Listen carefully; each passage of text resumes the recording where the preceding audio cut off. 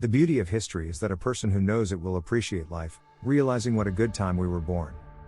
After all, history is not only humanity, but also what it creates. And without one simple thing like 3 cents, the invention would have been nothing, no religion, no mathematics, no smartphones. And it's not about something complicated, it's about an ordinary grain that someone long ago thought of planting it in the ground and seeing what happens. Without this grain, we would still be spending 90% of our time looking for food. And we wouldn't have great prophets, scientists and anime on TV. Everyone would be busy surviving. After all, more than 5,000 years of development of modern mankind is nothing, even by the standards of Homo sapiens. For hundreds of thousands of years, without the invention of agriculture, people have stagnated in development. The food changed everything. We will talk about the history of food in the next few minutes. To begin with, let's go completely into antiquity to find out that it was not labor that made a man out of a monkey, it was food.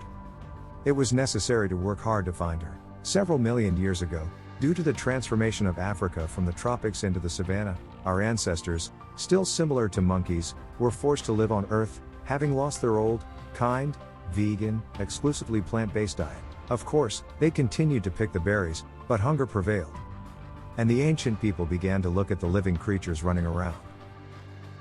Modern research has clarified this issue, and now the dominant point of view is that we are not talking about living things around, but rather about living things in the water.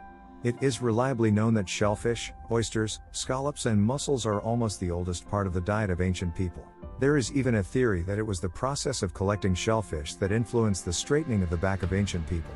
The next key point that certainly influenced human development is that it has become difficult to satisfy hunger with only plant food in the conditions of a scarce savanna.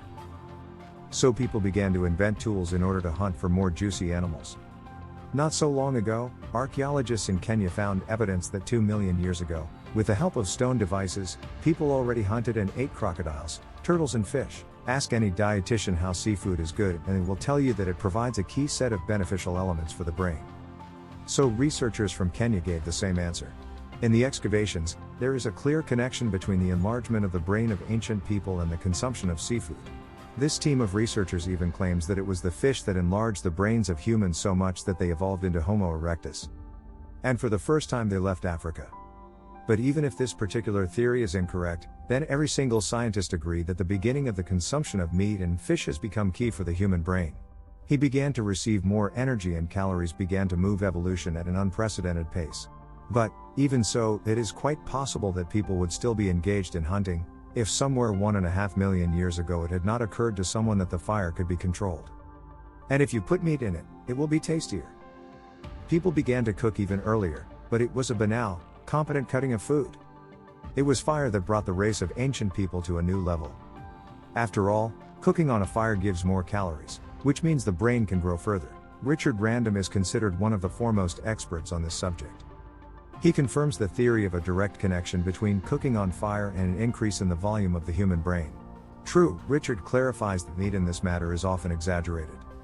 After all, our ancestors and roots and all kinds of tubers fried. One way or another, the volume of the human brain grew by leaps and bounds. About 790,000 years ago, the first hearths appeared, where they constantly cooked and collected coal. A little later, Neanderthals mastered manganese dioxide, lighting a fire with it. The first ancient people also pulled up to this, but the differences were still minimal. All kinds of men were busy with the same thing, finding food. Art, rituals and customs appeared, but they were still primitive, because the overwhelming part of the tribe was always hunting. Considering that we are talking about a time interval of tens of thousands of years, it is quite possible that this would have come down to our time. It took about 10 square kilometers of area to feed one member of the community of ancient people. But one invention changed everything. It is not known for certain where and when people first decided to grow food, but it happened in the Neolithic about 10,000 years ago, and now 10 square kilometers could feed not one, but several thousand people. Traditionally, the so-called Fertile Crescent is considered the center of the agrarian revolution. This is the territory of modern Israel, Syria, Lebanon and of course Egypt.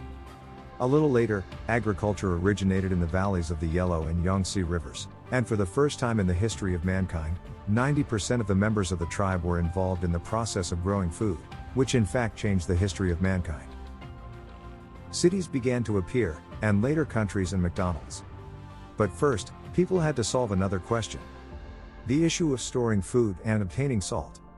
Salt, contrary to popular belief, does more than just add flavor and preserve food. Sodium is essential for the functioning of animals and helps cell metabolism, transmission of nerve impulses, and many other processes. This is why cows love to lick salt sticks. Well, the ancient hunters used to get salt from their meat. Once, due to agriculture, the human diet returned to plant foods again. The issue of obtaining salt was very acute. The first enthusiasts simply hunted down deer and other living creatures, which sooner or later led people to the salt deposits. Later, salt became one of the key products. One of the first documented conflicts in human history took place 8,000 years ago. It revolved around control of the Shanxi Salt Lake in China. Well, as for the preservation of food, the first thing humanity learned to dry salt. And then they came to salt. It is believed that the ancient Egyptians were the first to salt meat, and not only it. The mummies were also salted. And even during transportation, they were listed in the tax records as salted meat. But along with salt, alcohol is considered a key element that provided a leap in the development of mankind. It is not known for certain when people first realized that food can ferment and the liquid obtained from them pleasantly warms and relaxes, but it is known that, first of all, alcohol was used more for medical purposes. After all, water is an excellent carrier of dozens of bacteria of varying degrees of lethality. Fermented water is even worse. Alcohol, in turn, can be stored for a long time. Unlike water, it does not spoil much. The oldest alcoholic drink in history is a Chinese infusion made from rice, honey and fruits, which is 9,000 years old. Almost always these are very weak, barely alcoholic products that served as a substitute for water, or, in the case of Egypt, for a meal. For their beer was so thick that it passed for a light snack.